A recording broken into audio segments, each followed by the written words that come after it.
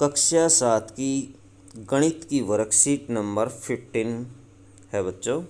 Worksheet number 15 रेखाएं और कोण से संबंधित है। तो रेखाएं और कोण के बारे में जानेंगे। देखिए रेखाएं क्या होती है। समानांतर रेखाएं, प्रतिच्छेदी रेखाएं, तिर्यक रेखा। समानांतर देखिए ऐसी रेखाएं जो कभी भी नहीं मिलती। इन रेखाओं के मध्य की दूरी सदैव बराबर रहती है। ऐसी रेखाएं जो समानांतर चलती हैं ऐसे ऊपर नीचे, ये एक दूसरे को कभी काटती नहीं है। इस तरह से काटती नहीं है, मिलती नहीं है। जैसे रेल की पटरियाँ होती है बच्चों, ऐसे चलती रहती सीधी।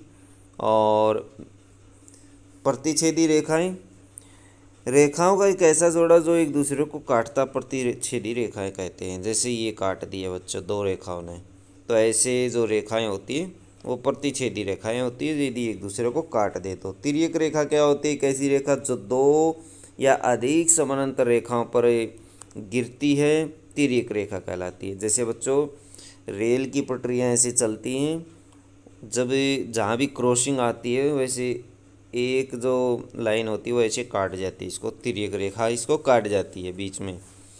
तो इस तरह से दो लाइनों को एक रेखा ऐसे काटती है, ऐसे टेढ़ी काटती है, तो हम उसको तिर्यक रेखा कहते हैं।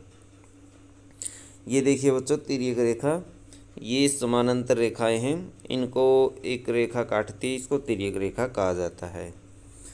कुछ माचिस की तिलियां या झाड़ू की सीक या कागज़ की पट्टियाँ या स्ट्रा या टूथपिक ले और उन्हें एक कागज़ पर निम्नानुसार चिपकाएं। इस तरह से चिपका सकते हैं। अब इन पट्टियों को नामांकित करके निम्न के नाम लिखिए। नामांकित करिए और निम्न के नाम बताइए। तो बच्चों इनको नामांकित करेंगे और ऐसे नाम बताएंगे। समानांतर रेखाएं, तो समानांतर रेखाएं, ये दोनों समानांतर रेखाएं हैं, इसको बता सकते हैं। मान लीजिए हमने इसको ए मान लिया, इसको बी मान लिया, तो ए समानांतर किसके है? बी की। ए बी के समानांतर है। प्रतिच्छेदी रेखाएं, मान लीजिए ये एल प्रतिच्छेदी रेखा एल, तो एल प्रतिच्छेदी रेखा हो जाएगी। एकांतर अंतःकोण युग्म, एकांतर अंतःकोण युग्म, मान लीजिए बच्चों यहाँ पर P है और यहाँ पर Q है, तो इस तरह से एकांतर कोण युग्म निकालेंगे। अंतःकोण एकांतर कोण, तो बच्चों ये वाला जो कोण है इस कोण के बराबर हो जाएगा। इनको कहा जाता है एकांतर अंत एकांतर कोण। इसको एक नाम दे लीजिए, इसको दो नाम दे लीजिए। कोण एक, कोण दो, कोण एक, कोण दो। एकांतर बाह्य कोण, एकांतर बाह्य कोण ले लीजिए। ये वाला कोण इसके बराबर हो जाएगा, तो इसको नाम दे लीजिए 3, इसको 4। तो एकांतर बाह्य कोण कोण 3 और कोण 4। बाह्य कोण, बाह्य कोण तो देख सकते हैं 3 4 बाह्य कोण भी हैं। इसको 5 नाम दे लीजिए, इसको 6 नाम दे लीजिए। तो इस तरह से आप इसमें कोण 5, कोण 6, कोण 3, कोण 4 ये भी लिख सकते हैं। तिर्यक रेखा, तिर्यक रेखा एल है, तिर्यक रेखा एल है। और प्रतिच्छेदी रेखा था बच्चों एक, प्रतिच्छेदी रेखाएं में आप लिख सकते हैं एल ए के साथ प्रतिच्छेद करती है, ऐसे भी लिख सकते हैं। और एल बी के साथ प्रतिच्छेद करती है, ये जोड़े बनाकर लिख सकते हैं, एल ए के साथ एल बी के साथ। जबकि तिर्यक रेखा खाली एल लिख सकते हैं। संगत कोण, संगत कोण बच्चों अंदर वाले होते हैं, अंदर के और बाहर के, बाहर का भी हो सकता है।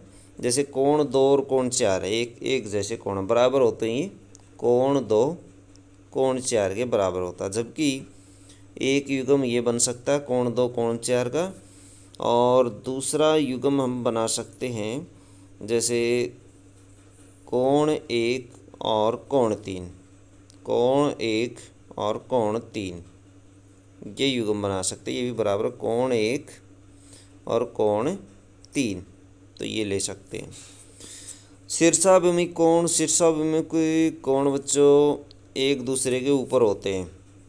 कोण 1 कोण 4 ये युग्म हो सकता है, और कोण 2 और 3 कैसे, जब दो लाइनें एक दूसरे को काटती है, जैसे ऐसे काटती हैं, तो क्रॉसिंग पॉइंट पर ऊपर और नीचे वाले अपोजिट एंगल जो होते हैं, जैसे कोण 2 और कोण 3 ये वाले एंगल बराबर होते हैं। इसी तरह ये वाले बराबर होते हैं एक दूसरे के, ऊपर नीचे वाले, तो ये वाले भी बराबर होते हैं एक दूसरे के।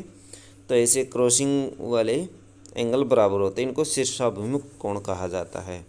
अंत्यकोण आप लिख सकते हैं, अंत्यकोण कोण 1 2 के बराबर, कोण 1 और 2 अंत्यकोण है, कोण 1 2 के बराबर है जो कि अंत्यकोण है। फिर इस रेखा के अंदर देखिए, ये रेखा देखिए बच्चों, ये रेखाएं एक दूसरे को ऐसे क्रॉस करती हैं। इनके अंदर शीर्षाभिमुख कोण कौन से हैं, ये कोण और ये कोण शीर्षाभिमुख, मान लीजिए 1 और 2 हैं, तो कोण 1 बराबर कोण 2 के होता है। ये जो पेयर है ये शीर्षाभिमुख कोण का पेयर है। इसी तरह से इधर वाले एंगल अपोजिट एंगल होते हैं, ये कोण 3 कोण 4 के बराबर है, कोण 3 कोण 4 के बराबर है। ये भी शीर्षाभिमुख कोण है, ये भी शीर्षाभिमुख कोण है। अपने घर में चारों ओर नज़र घुमाइए और घर के अंदर की चीज़ों को ध्यानपूर्वक देखिए। कोरोना महामारी से पहले के समय को याद कीजिए, जब आप घर से जाते थे। अब उन सभी वस्तुओं और स्थितियों की एक सूची बनाइए जहां आप समानांतर रेखाएं और प्रतिच्छेदी रेखाएं देख पाते हैं। अपने नाम को निम्नानुसार कैपिटल अक्षरों में लिखिए। तो बच्चों अपने नाम को ऐसे लिखिए बड़े अक्षरों में, और इनमें प्रतिच्छेदी रेखाएं, सभी प्रकार की रेखाएं छांटिए और कोण निकालिए इसमें से। जैसे बच्चों आर में से देखिए, आर में प्रतिच्छेदी और समानांतर रेखाएं निकालते हैं हम। आर के अंदर ये देखिए, आर को ऐसे आगे बढ़ा दीजिए इन रेखाओं को।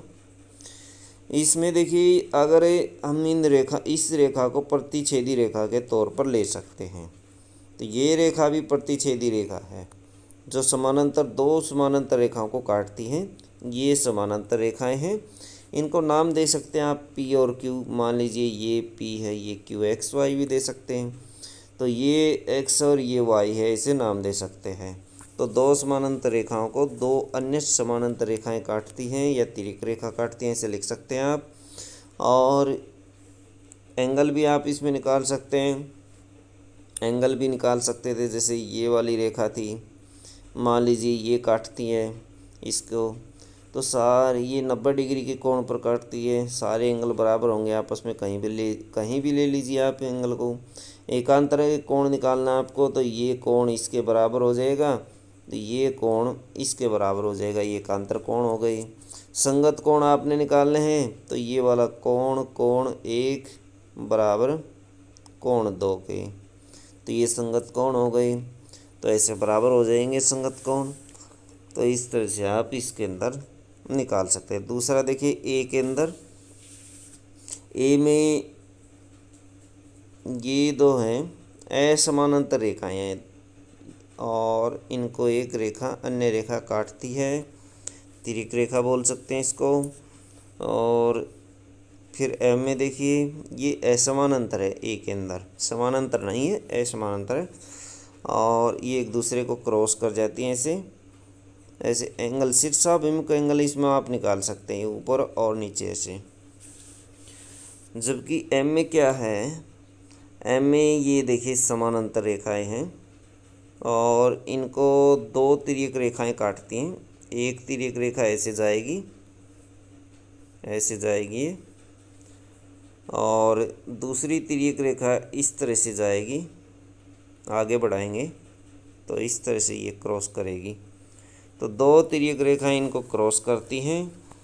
इस तरह से आप जहाँ भी क्रॉस करती हैं उस तरीके से आप कोण और रेखाएं दिखा सकते हैं। तो ये दोनों समानांतर रेखाएं हैं, इनको नाम दे सकते हैं एक्स वाई। और एल एम और एल जैसे ये दो तिर्यक रेखाएं हैं, ऐसे नाम दे सकते हैं। प्रतिच्छेदी रेखाएं इनको कहा जाता है, या तिर्यक रेखाएं। प्रतिच्छेदी रेखाएं क्यों कहेंगे?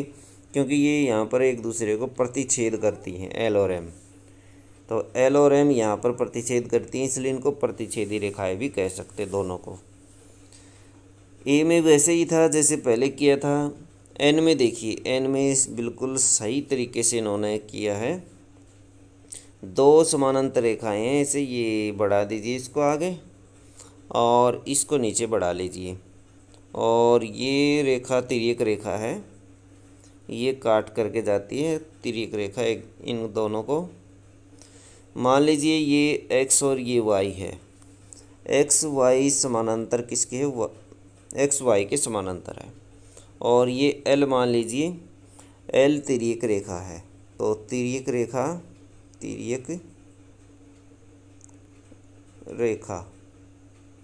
कौन है? एल है। तो हम सारे एंगल इसमें निकाल सकते हैं। ये एंगल किसके बराबर होगा?